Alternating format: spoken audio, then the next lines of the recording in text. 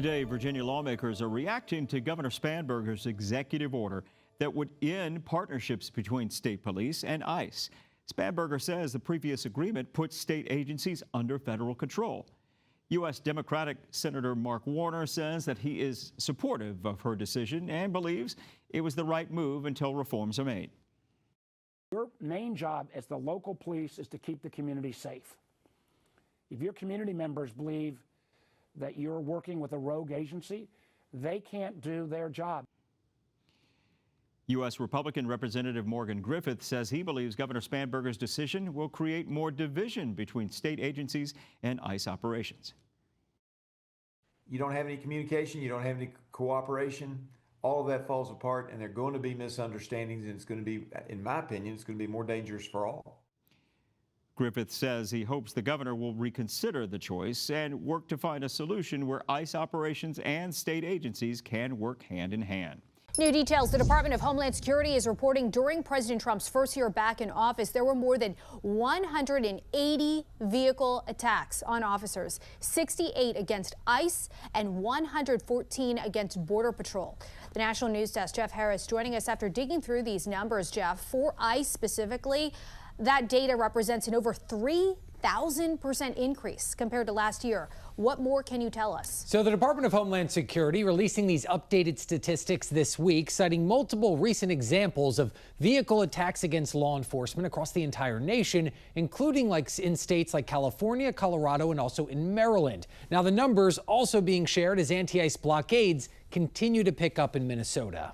From January 21st, 2025 to January 24th of this year, DHS reporting ICE and Border Patrol have experienced 182 vehicle attacks against them, 68 against ICE specifically, and 114 against CBP. Trump administration officials pointing to violent rhetoric from local politicians, including in Minnesota, as one reason why. This kind of violence is perpetuated by what we hear the governor saying, what we hear the mayor in Minneapolis saying, and their irresponsibility is extremely reckless. I said in March, if the rhetoric didn't stop, there's going to be bloodshed.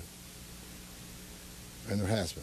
These new numbers come the same week DHS announced that federal law enforcement officials have arrested over 4,000 illegal immigrants in Minnesota since launching Operation Metro Surge in late 2025. White House Press Secretary Karoline Leavitt saying in part, quote, Democrats opened our borders and allowed vicious criminals, including murderers, rapists, gang members, and terrorists to invade our communities. President Trump is reversing that horrific damage and removing these threats from our country. Meanwhile, Minneapolis Mayor Jacob Frey recently avoiding a question when asked if it was good policy for jails to honor ICE detainers, and specifically why the city is refusing to cooperate with a measure that was once standard under the Obama administration. Big picture, do you think it's good policy for the jails to follow an ICE detainer and hand someone over if they've committed a crime? I mean, look, you're asking all the right questions here. And while I don't have full expertise in how the operations at the jail are conducted, again, that's not our jurisdiction. Now, in some other Democratic states, officials are also taking steps to create distance from ICE operations,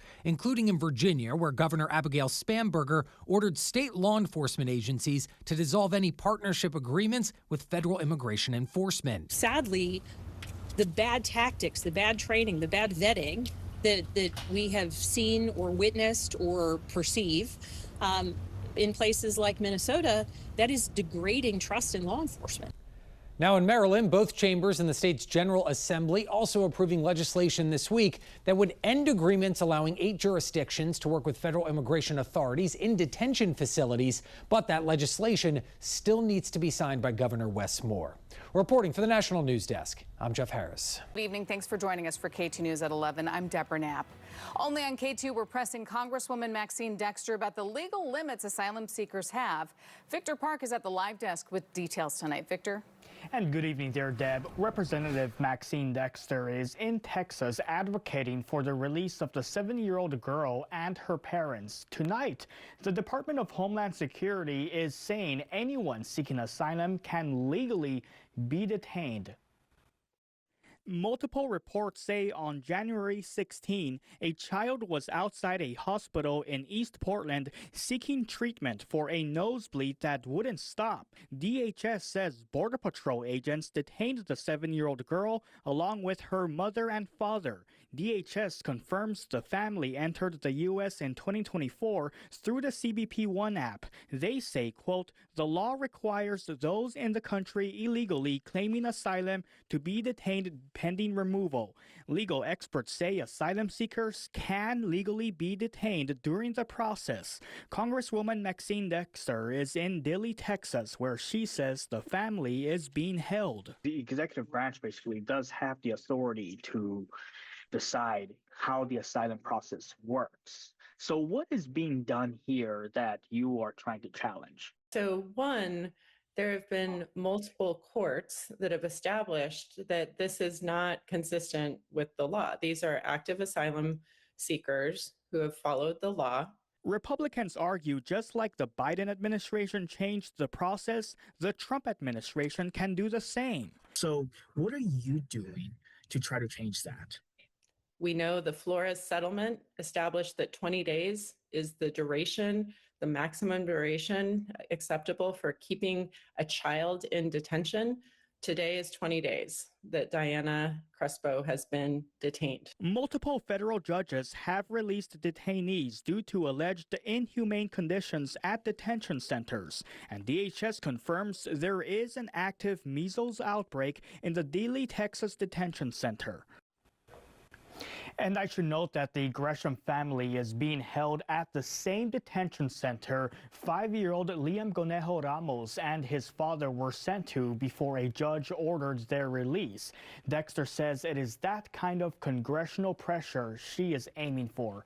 At the live desk, I'm Victor Park, K2 News. Victor, thank you. Maine Senator Susan Collins breaking ranks with many of her Republican colleagues, saying the immigration surge in Maine was, quote, way out of hand. Senator Collins says she came to that conclusion after seeing stories of immigrants detained here in Maine who believed they were in the country legally with valid work permits. Now, despite that paperwork, some of them were detained, with many still in custody. Collins telling Fox 23 when she heard about these cases, she then asked DHS Secretary Kristi Noem to cancel ICE's enhanced operations in Maine.